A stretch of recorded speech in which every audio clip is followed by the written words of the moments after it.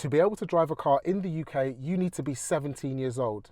If you have certain disabilities which give you the higher rate of PIP, then you can drive when you're 16. If you're not sure, then you can check on gov.uk.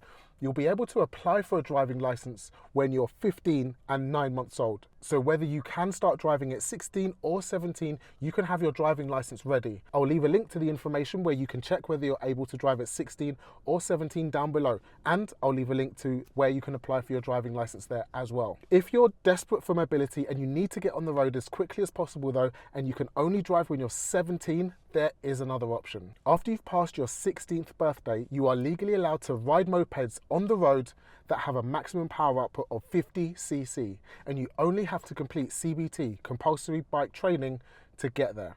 CBT isn't that hard, but you will need to learn some theory and you will need to be able to safely handle a bike on the roads under the instruction of an instructor. It's not necessarily a pass or fail course, but if the instructor deems that you're not safe on the road, you will have to come back for remedial training. Once you've got a CBT certificate, then you'll be able to ride mopeds out on the road that have a maximum power output, like I said, of 50cc with L plates on the back and front, on your own without anybody else helping you.